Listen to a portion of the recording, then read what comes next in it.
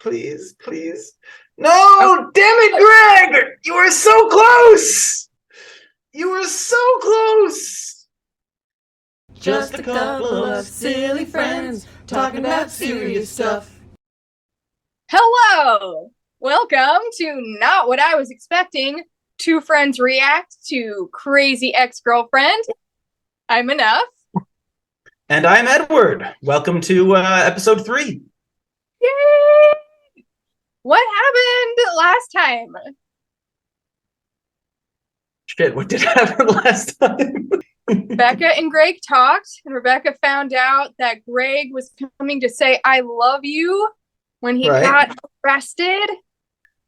So last time, Josh was unofficially living with Rebecca, and they were trying to deal with that dynamic. And Rebecca was trying to show Josh how cool she was. There was the whole ping pong thing, which was so painfully awkward. Meanwhile, Greg finds out that they were together, that they got together, and he's not dealing with it great. And he almost has a drink, but doesn't. Yay, Greg. So last week, I think one of the biggest takeaways at the end of the episode was this is the first time Rebecca sort of was like, oh, Josh doesn't treat me very well. But at the same time, she didn't exactly have the reaction I was hoping she'd have. It wasn't, oh, so I need to take care to treat myself well. It was clearly, oh, maybe Greg's the right one for me. So she's still figuring that whole... She hasn't gotten to the point that I'm truly hoping she gets to, where she realizes she doesn't need Greg or Josh. She needs Rebecca. Or perhaps, focusing more on her friendships or whatever, but she doesn't need a man to validate her existence. Right. Hopefully we're getting there, but it doesn't seem like we're close yet. Yeah, I do like that she recognized that she deserves to be treated well and set some kind of boundary with Josh, the person in her life, about how she should be treated. Yeah, that she set some boundaries with Josh. I think that was a good, positive step. Yes. Even if it get a little sidetracked. The scene where she sort of, basically puts her foot down with Josh and says, like, I deserve to be treated better. You're not doing it. I'm like, yay! And then she goes upstairs and she looks at the sweater and I'm like, oh, no. So close. I know, so close. Well, let's see where it goes in episode 3. Mm-hmm. Shall we? Yes, let us shall. I got my steaming cup of gender ready to go. And we are non-medical professionals, and we don't own the content. Let's head into episode 3. All signs point to Josh. Or is it Josh's friend? Bum, bum, bum. Oh, come here, silly head. This is great. I was so torn between you two. Now that you're in recovery, you seem like a really viable alternative. Oof. How about a 3-way spoon sesh? Great idea! Yay! Yep, this is definitely reality. Okay, kiss time. That's how it works when you have 2 significant others at the same time, right? Someone needs to teach her about polyamory. Oh, polyamory. Oh, no. I love that they're addressing it, though. Yeah. Could be a polyamorous throuple. Oh. Like you guys, since, I can't choose between them.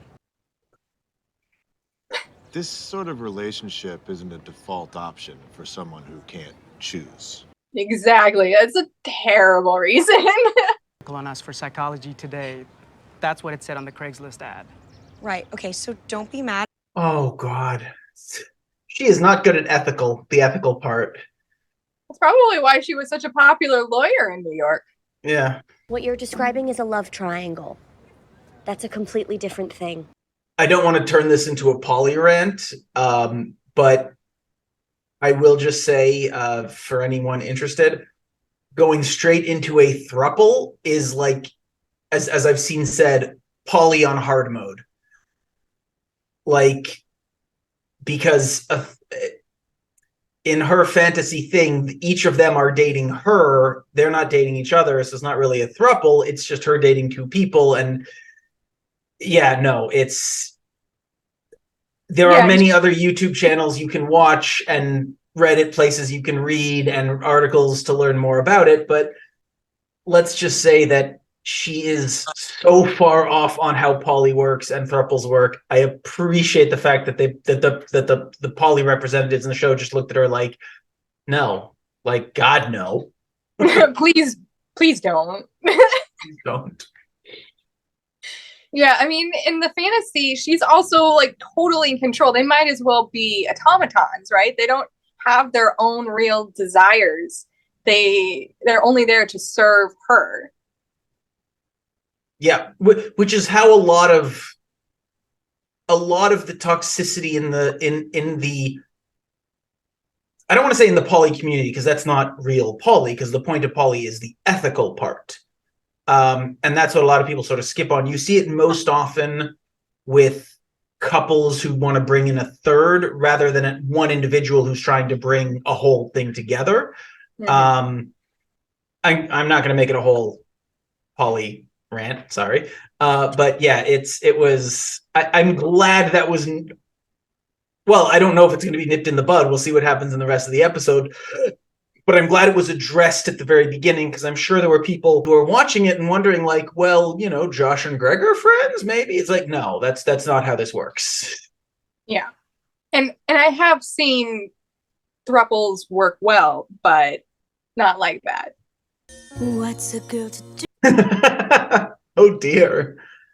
I hate when she tries to be cute. The center of the triangle is little me. The math of love triangles isn't hard to learn. I want those sweater vests. Yeah. Which man's more acute? I'll be swinging from a hypotenuse. Oh my God. Those are good puns, but please pay attention. Whee! A swing! It's literal suspension.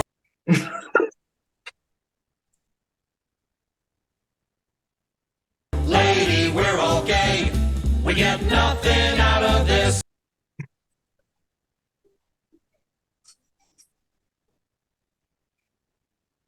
Okay, I liked that. That number was great, but I also really like puns, and math puns are great. And I mean, the number itself was a lot of fun. Like musically, it was a lot of fun. But yeah, her delusions and self-centeredness are not improving.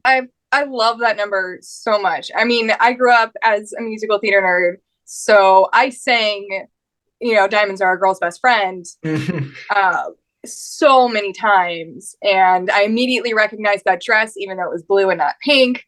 And I thought she did a wonderful Marilyn impression. And I loved "Thanks for teaching me man math." Such a good line.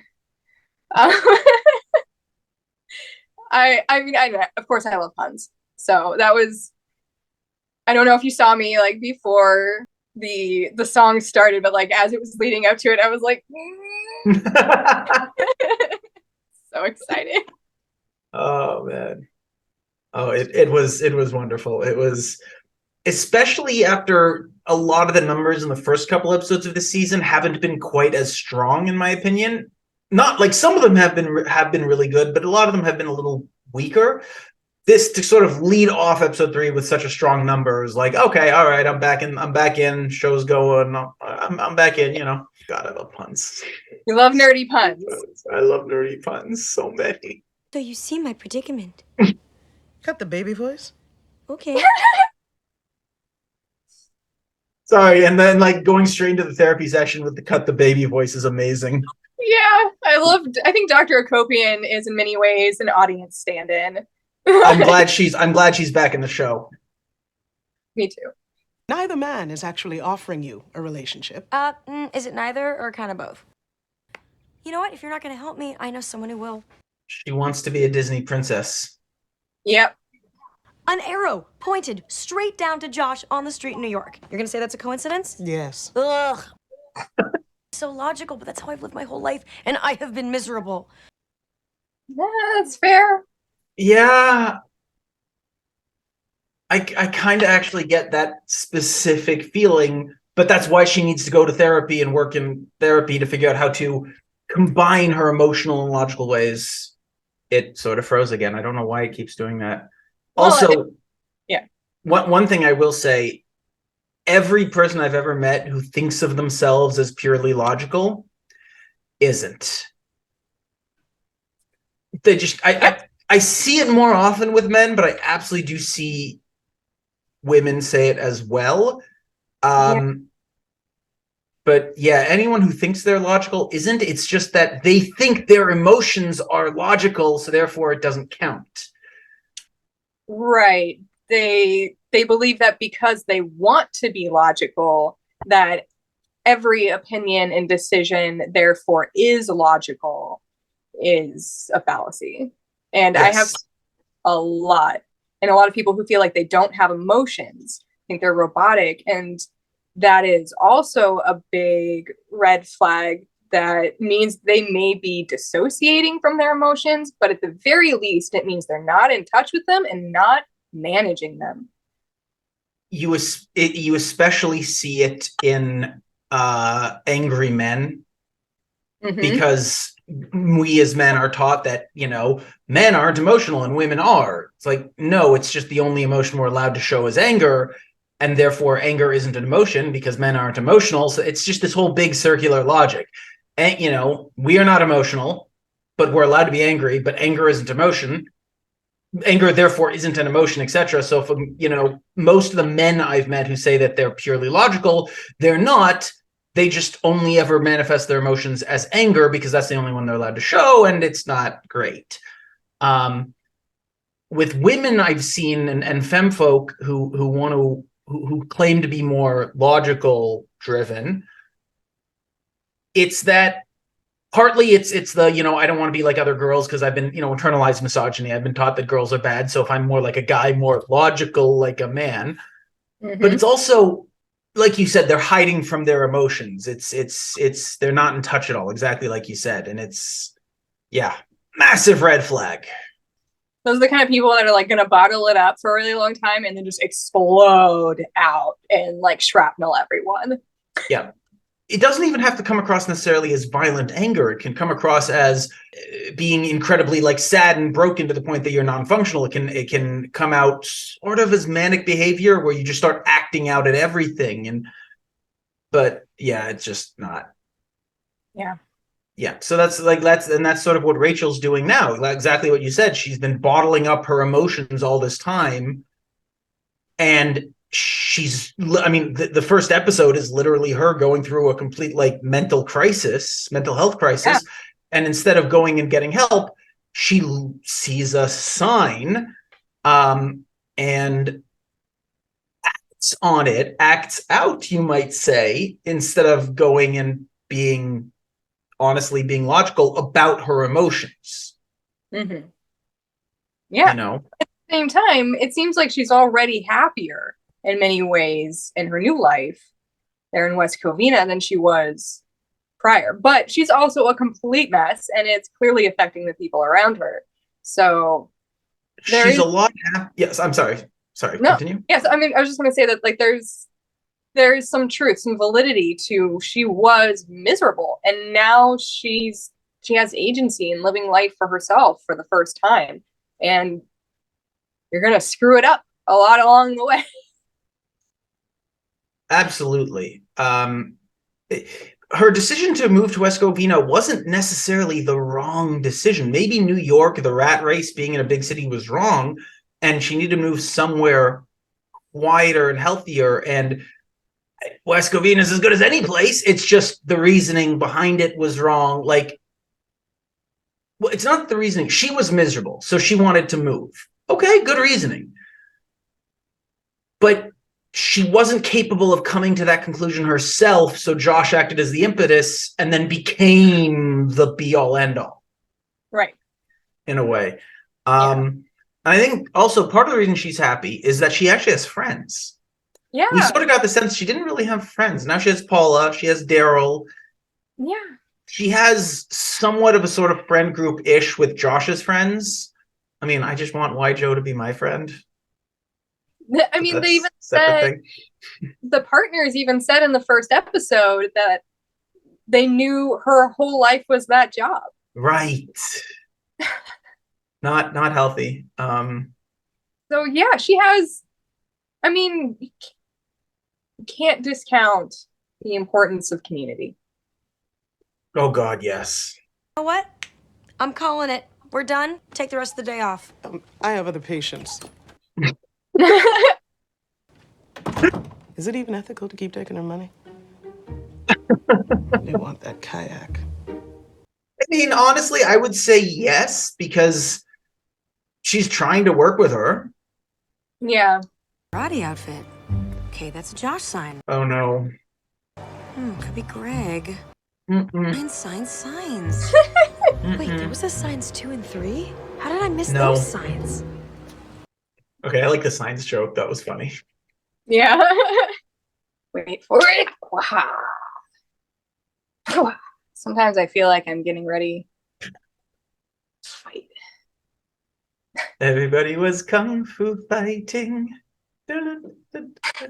Offered me 10 times what I paid for this piece of crap at Oh 78. no. You sold the house without telling me? Yep. I'm being very generous. I'm giving you half the money. So you can go to school. I'm trying to stay sober. That's all that matters right now. The guy knocking on the door was like a sign. Oh no. And he had a sign. Said, I pay cash. It's called Barely Seniors.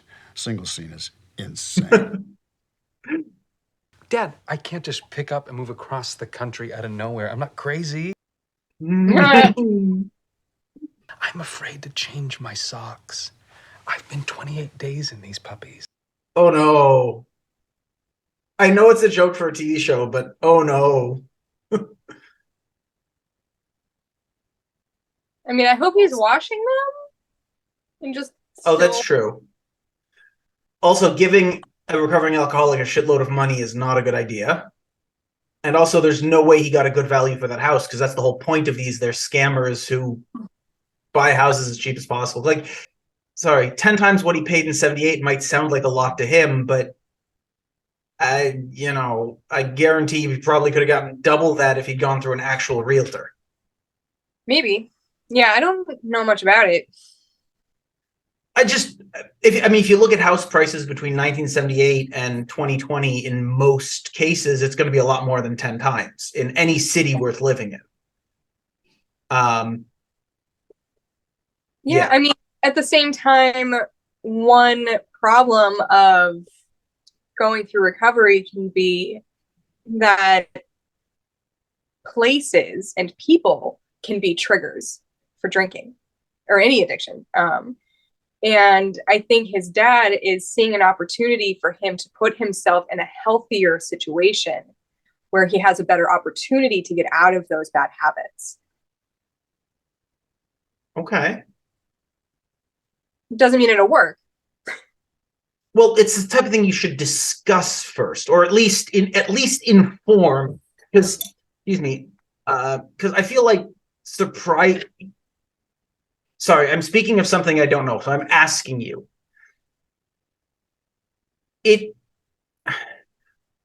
Shouldn't you not surprise someone with such a massive thing when they're dealing with something like recovery, whether it's mental health recovery or alcoholism or whatever it is, addiction of any kind? Yeah. Like, dropping that, like, there's, yes, getting him out to find ways it can be very helpful. And I love where the dad's heart is. I love the dad. Yeah. But that's not the way to do it, correct? Yeah. I think he could have been more considerate in his approach. Like, said, hey, son, this is an opportunity I have. I'm going to do it, but I'm letting you know so you can process it. And we're not going to do it tomorrow, but I'm letting you know what's happening, right? Like, that's how you would go about it. You know? That probably would have been easier. Right. You don't just show up and be like, oh, yeah, I did already. Okay, bye. Massive change. You're leaving your childhood home. Yeah. Yeah. That's a lot. Also, just like again, it's a TV show, so it probably doesn't matter, but just because he was accepted to Emory a few years ago doesn't mean he's still accepted. And doesn't mean he can just show up. Yeah.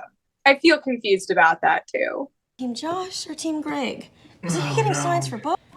I just wish someone would tell me what to do at this point, you know? Not me. Not anymore. Good job, Paula. It's just period Yep. day. Period day. Yay. Oh, it's that episode. You got anything? You got, I don't know, puffy boobs, migraines, cramps, an urge to dip. Oh no. Yes. Oh, God, those puppies are sore. It's like we're our own little blood coven. Scatter, little boys, scatter! Yeah, it is kind of weird that we're running a little late, though. Usually it's like clockwork. Uh-oh. I have been so stressed about applying to law school. I mean, I'm finally doing what I want to do. It feels great, but it's also really scary. Yeah. All the women walk to work in their sneakers. Oh, yeah. And then they change into like little kicky 9 West pumps. Yeah. Oh, God, I always wanted to be that girl. Hello, ladies. I got the Obvio Nation push notification. Oh no. Be careful of your period tracking apps, folks. He helps me to see the beauty that's been under my nose from the very beginning. As soon as they said late, I got worried. I'm pregnant. Not necessarily, but oh boy. Just the thought of egg salad, and she would barf everywhere. It's on the list of things I ruined for her, including her career and her vagina. Right. No. You know. I don't need a test. I know Oh, what I no. feel. Paula, this baby is a sign. The universe got back to me. Thanks, universe. And if I'm having Josh's baby, it means Oh, puppers. Hello. I am so worried about you, okay? Oh, Paula with the correct reaction. I like that Paula's finally recognizing just how unhealthy all of this is. What do I do, guard? Can I call you that instead of guardrail? It's just one extra syllable to make it right. Make the effort. Respect people's identifiers. There's only one hard and fast rule. Don't drink. Look, there's meetings in Atlanta. Why? What's going on? You sent me 17 texts to come over. Oh no, she's gonna tell him without checking first. Oh, don't mess up the table. Hold on. What? What is Oh, that? no, look at this later. Oh no. I'm sorry. I didn't want you to find out this way. I was going to tell you after we made love. Just quick side note. Prenatal vitamins should be taken before you get pregnant.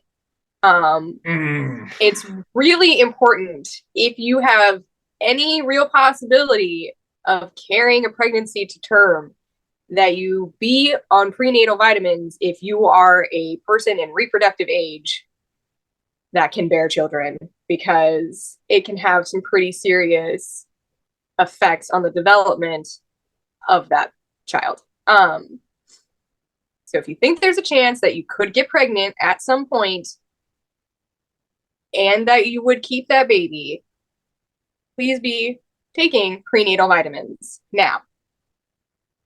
So if she was taking care of herself and potential future child, then those vitamins being there would not be a tip-off to anything. Okay. Rant over. No, that's an excellent thing to bring up. I was obviously completely unaware of that. But I think it's a combination of two things. In the show, it's a TV show, and prenatal is sort of like, it's sort of shorthand so that, you know, for dramatic purposes, he sees that, he freaks out. And also most men aren't going to know that regardless. So like if I went over to visit, you know, a partner's house and I saw that, I'd be like, should I know about something? And then she would teach me that, no, it's fine. And I would be like, oh, I learned something new today. But that's not how TV works. The other thing is, sex education in America is awful. Not that much better in Canada, but still. And And it wouldn't surprise me if Rachel doesn't know that. And also, she's not someone who thinks clearly. She just like, oh, I am definitely pregnant, which she doesn't even know for sure, but that's the way she's thinking. So I'm going to go get prenatal vitamins because that makes sense to my mind as a thing I should now do because I'm overreacting to everything and don't actually know what I'm doing. Yeah. So I think it does make sense in the show, but I really appreciate your input on this. Yeah. Get that folic acid. All right. And now Destiny has intervened right here. I mean, think about it. I'm on birth control. You used a condom. Like, this is basically a miracle. So many red flags. Oh my God. Veronica. What do you think of that name, if it's a girl? Oh. I like Jeremiah. Hold on, I have to pee. Change of plans. I just got my period, so I am not pregnant. The good news is, now we can have some... Are they going to do a period sex song? Period. Yep. Stop it! Or not. What just happened? My life started flashing before my eyes. The last 3 minutes have been the most upsetting of my life. But I thought that you would be happy about... What just happened? That's a sign. It's just too much, Rebecca. I gotta go. And we're not a couple, Rebecca. What? I don't want to see you anymore. Yeah, period sex. Part of me is kind of glad that they didn't do that song because I think it'd be hard to beat Rachel Lark's version, which is warm, bloody, and tender.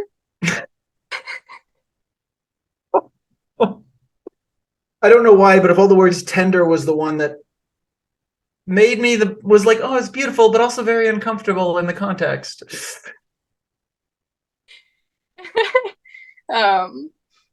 It is squicky. Just if you are icked out, it is a song about period sex. So, you know, I mean, content warning going in. I don't know. I know there's a lot. My biggest issue with period sex is the taboo around it. Like with so many other things involving sex of any kind, it's for the people involved to decide what they're comfortable with and open and clear and enthusiastic consent. Mm-hmm. If both people are into it, go for it. If not, don't. Yeah. That's as far as my opinion goes when it comes to that. Yeah. But so that scene, wow. What whiplash. Woo. As a lot of credit to Josh's acting, I should really learn the actors' names. I'm just going to look them up quickly, actually, because I feel like I should. Vincent Rodriguez III. Yeah, a lot of credit to Vincent's acting in that. One of the hardest forms of acting is facial acting. When you don't have dialogue, you don't have big movements, you don't have anyone in front of you that you're literally reacting. But I know what all he did was kind of just sit there and react, but like, yeah, I believed that Josh was going through something in that moment. And the steadiness of the camera really added to it, I felt. As in, it felt like the world had stopped, because for Josh, it had stopped. Yeah, that was, I really, that scene was fantastic. And yeah, and also, but it also shows that they're both incredibly immature. And they neither of them should be in relationships. Josh, because he just got out of a very long-term one and needs to figure some stuff out and grow up. But because he also talked about, this is a sign that we shouldn't be together.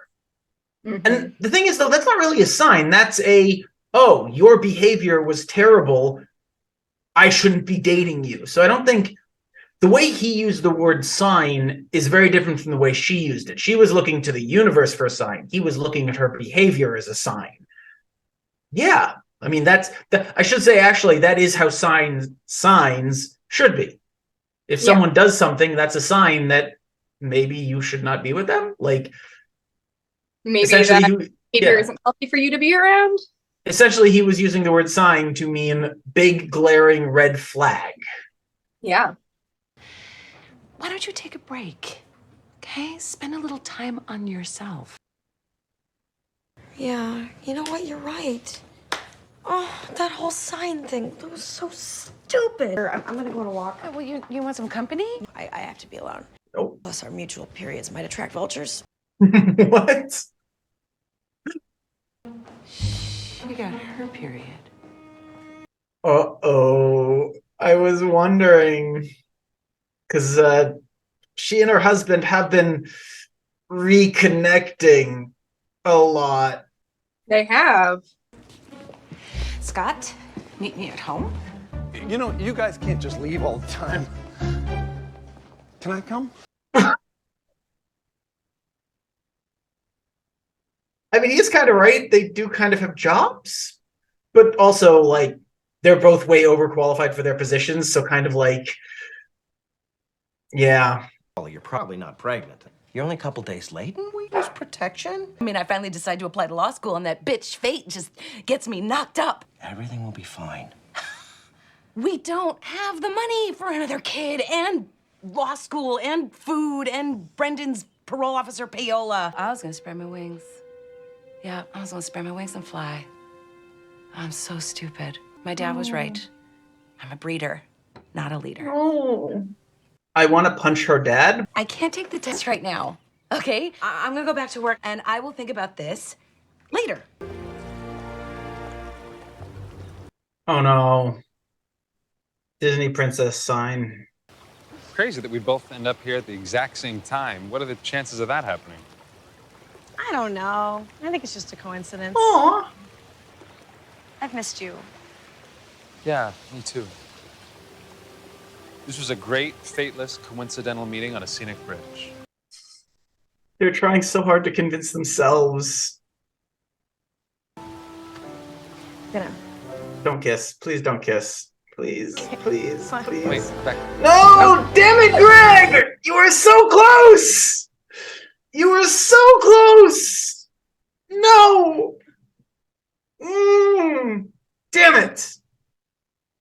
And it was when I stopped looking for signs that I got the biggest sign of all. Oh, Lord. I love Dr. Copian. It's him. Doctor, it's always been Greg. If we take it slow, Josh is done. That was nothing. It's done, I swear. Think about how the story is played out. So I moved to West Covina in love with someone else. I ignore him, but we have undeniable chemistry. If you want to start over, I'll be here in this exact spot tomorrow night at sunset. Oh, dear. And we can walk over to that adorable mom and pop Italian place. Please don't show Greg. The Olive Garden. Just, I don't know, start over, pretend we never met, and forget all the bad No, stuff. that's not. No, Rebecca, no. And again. Him and me getting together, it's the most obvious thing in the world. Yes, in a bad sitcom. Dad, I told you, I can't leave because of my recovery. You're not staying for this girl? You are.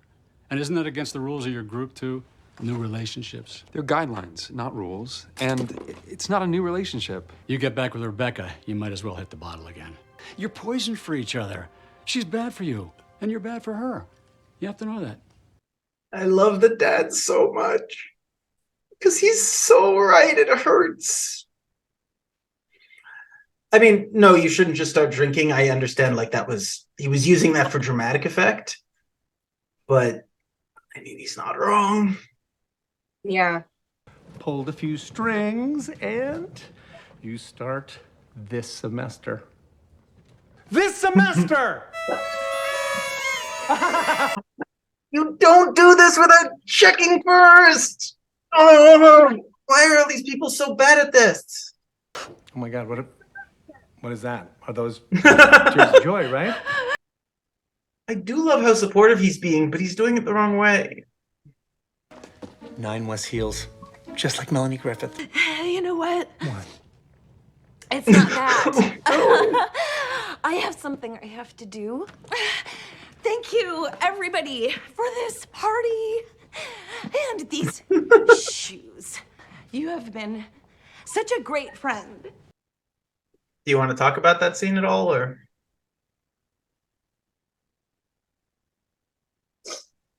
because you look like you have something to say.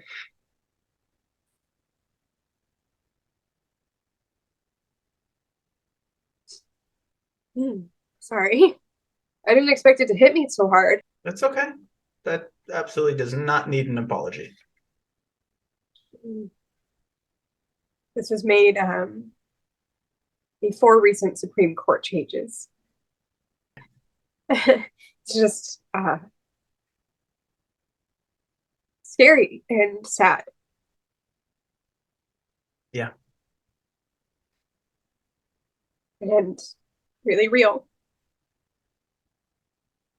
Particularly with the maternal mortality rate. Yeah.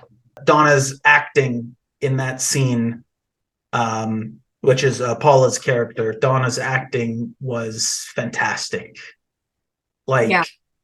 yes, there was comedic elements to that scene, but that's not what I was feeling in that scene. I was feeling her fear, her pain. So the understanding of, I feel like they did a great job at showing what's at stake for her personal life, not her health necessarily, but like her dreams, her literal dreams that she's waited her whole life for are now at stake. And so is the financial and emotional stability of her family and everybody that's a part of that.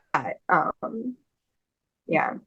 One of the things that right wingers try to, that the Republicans try to downplay and not talk about with all of the laws they're trying to pass is how it affects the people giving birth, the people being forced to give birth. They never talk about, they always talk about, oh, what could that baby be? What you're doing to that baby. They never talk about what the person could be. They never talk about the brilliant mind who was on their way to becoming whatever. It doesn't even matter. And honestly, that doesn't matter either, because it's that kind of argument is sort of also fits in with the exceptional immigrant argument, in that only brilliant people, we should only worry about the brilliant people who can change the world. Like, no, like every individual's desires and dreams matter, even if they're not going to be the next Einstein. And we see that's this something that's something we need to talk about a lot more and a lot louder, in that you're destroying people's lives. It also has an impact on the communities that these people live in, that not just the families, but even in broader research finds that places with more reproductive health freedoms tend to have better economic systems, in which people tend to be better cared for in those societies, in those communities, than in places that have less reproductive health freedoms. Children do better. When people get pregnant, they're more likely to drop out of school. They're less likely to be able to further their lives in the way that they want to create a more stable home for the children that they do have and their other family members. Like, it has rippling out effects. Oh, he's so desperate. It's actually very sad.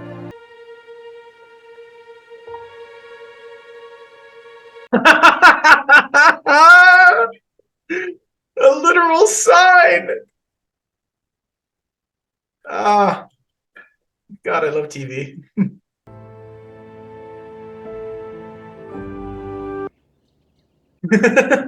Okay, I shouldn't laugh because that is very sad, but the comedic cut and the timing of the music was just objectively kind of funny.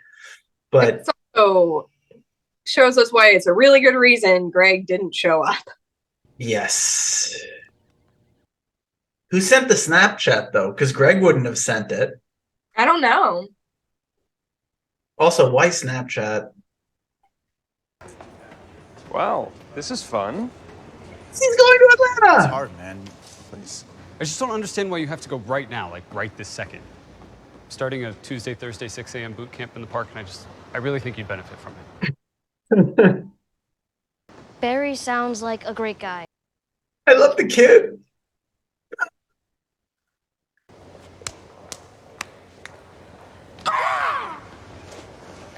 Why is that the first time we're seeing that amazing handshake? If it gets too rough, you can come back, you know? I did that. No one will judge you.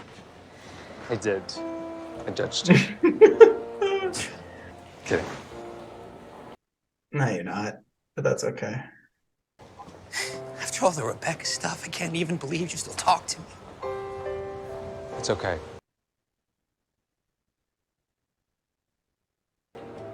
Sure? Yeah. Wait! What happened? Where are you going? I wish Josh and Greg talked a little more, but Greg really does seem okay. Like, he understood it wasn't like, yeah, sure, Josh messed up, whatever, but they both messed up. And their friendship is stronger than that. And, like, they didn't need to say it. And also, again, like, Vincent's acting in that scene was really good. Oh my God. Oh my God. Oh my God. Ready? Come on, Paula.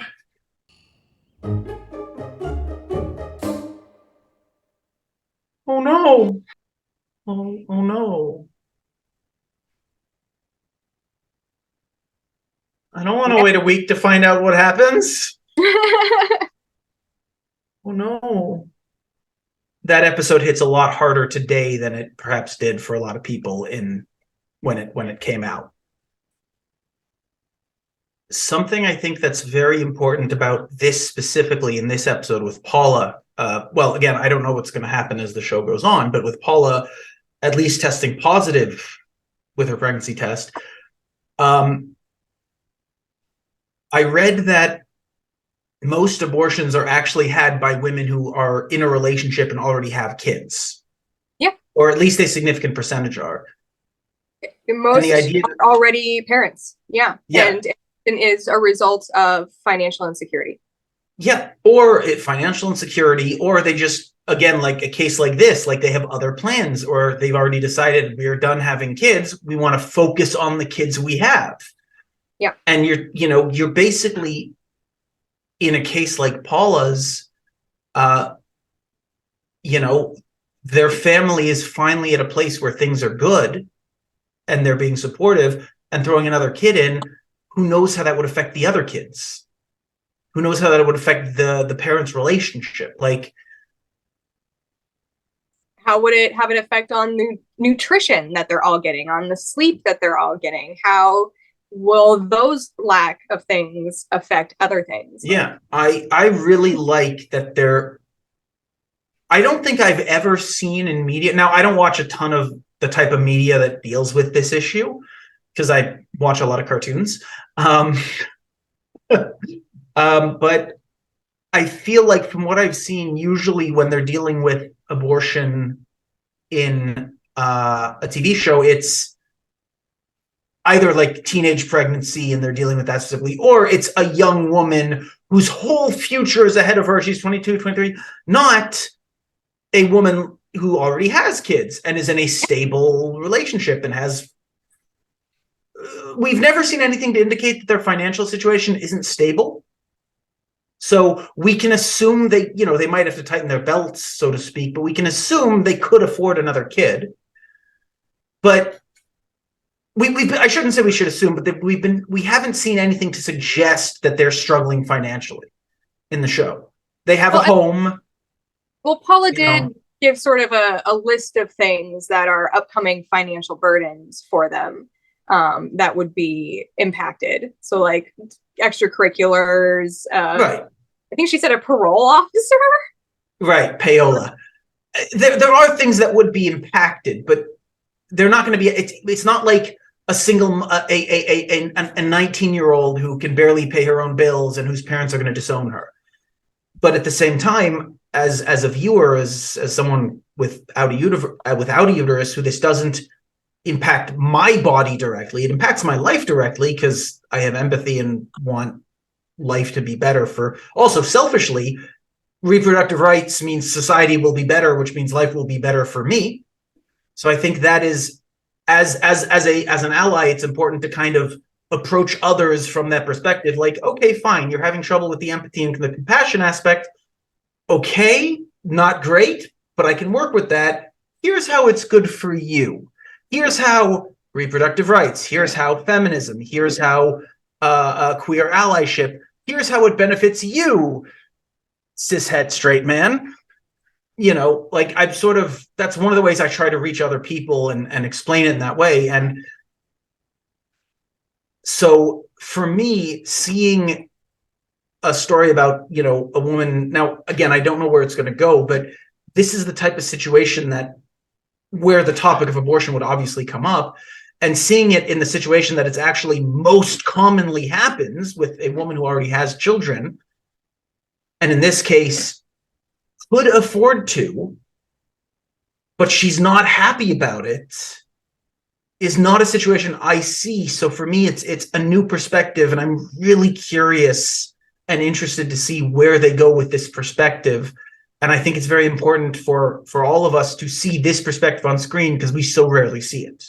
What were our songs? We had Math of Love Triangles. Was that it? Is that it? We had the preview of Period Sex. Is that going to be a later song? But do you want me to answer that? No. Okay. Yeah, I think that was the only song. Wow. I mean, it's a good song. No, that was... Yeah, no, that's it. That was the only song. I mean, this was one... So, this was one of the most emotionally driven episodes. Obviously dealing with some pretty heavy issues. Obviously, as we spoke about reproductive rights. But also, Josh dumped Rebecca. And then Rebecca ran after Greg, who decided didn't show to up. Go school. He didn't show. He was about to show up, but didn't, which is very similar to the almost had a drink, but didn't. He had, like, as he said, he picked out the drink, had the glass, filled it with ice, and then stopped. He came, he showed up, he was there, saw the literal sign of danger, and then stopped. And he made a different choice. But yeah, so that show, it was a good episode. A lot happened. Holy crap, a lot happened. Yeah, I didn't even miss the music. You know what? Because this show felt a little different from the rest of the show. This episode felt a little bit different in that, yeah, it didn't feel like a musical. You also had one musical number at the very beginning that they got out of the way. And honestly, you kind of could have cut out the bit about, like, the throuple. I'm glad they did, because I think it's good. But in terms of storytelling, you could have cut out the song. You could have cut out the bit with the polyamorous people, the throuple at the beginning. And it wouldn't have made that much of a difference. It was just her trying to figure out what she could have and what not. I got the impression that they put that in there for the audience, because watching season 1 with people, one of the more common complaints I hear is, why don't they just be poly? And so I think the show was trying to be like, because there are reasons why that wouldn't work. And so we just want to sort of address that and make sure our audience is aware that we're aware that this is a potential for people to do, and that we are intentionally not doing that because we don't think that it will serve these characters. Yeah, I mean, and no, it absolutely wouldn't. Here are just a couple of links to sort of explain where some of those issues would arise. You know, here, there. I don't know where it'll be edited in, but check out the top for some links about why basically the show wanted to make a point of that. Thanks so much for joining us. Please like, comment, and subscribe. And join us next time for episode 4. When will Josh and his friend leave me alone? Oh boy, I cannot wait to see where this goes. I mean, on the more like serious notes, what happens with Paula and her dreams are like real. Honestly, I'm more invested in that at this point, because Rebecca's kind of like, her wounds are all self-inflicted and like she keeps messing up. And I hope that's not the end for Greg. Now, the episode ended with Rebecca doing the whole grand romantic airport gesture. Yeah. And I'm very curious to see what happens next. Is Greg gonna falter, or is he gonna stand firm? I vote for firm. We'll find out next time. Yeah, I know next time. Bye-bye. Thanks so much.